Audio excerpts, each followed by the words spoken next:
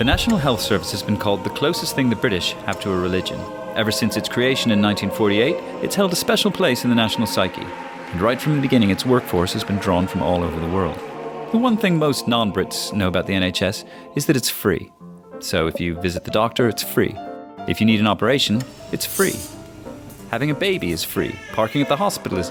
Actually, they charge you for parking at the hospital. But if you get hit by a car and need to go to hospital by ambulance, it's free. While the NHS may be free to use, it's not actually free.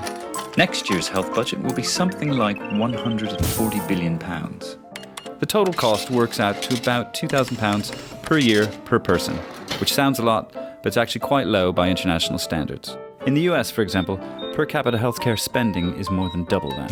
The NHS may be one of the most efficient health services in the world, but it's also a sprawling entity.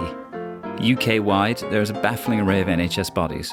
Over 500 clinical commissioning groups, health boards and hospital trusts, about 8,000 GP surgeries, plus the voluntary sector, private providers, and others. It also has numerous separate bodies for regulation, training, and strategy.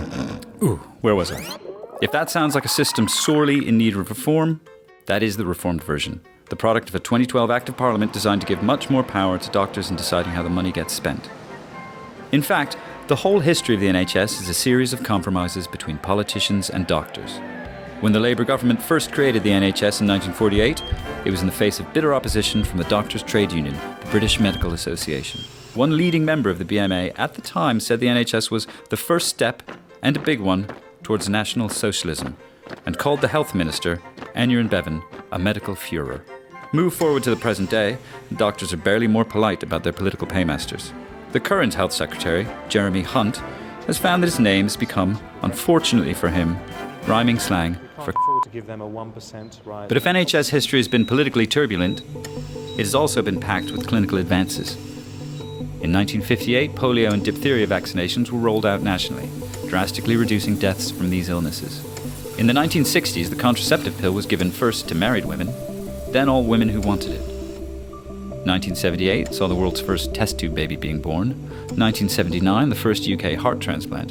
The 1980s saw pioneering use of keyhole surgery, and in 2002, the first gene therapy. But with glorious successes, there have also been terrible failures.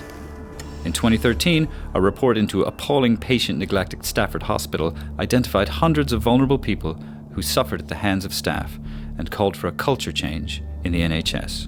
Patients, the report said, were let down by a system that put cost-cutting and target chasing ahead of the quality of care. Winter brings the service's biggest challenges. Seasonal colds and flus can endanger the already sick. Staffing is stretched, and most non-hospital services close for the holidays. Hospital bed shortages are commonplace in winter. Despite these challenges, the NHS mostly works, and its founding principle remains a point of pride. Universal healthcare, free at the point of use. I was really bad through middle school. I was so bad. Then Rosie and Cardenas saw me, and they're like, oh, he's a bad kid. I want him.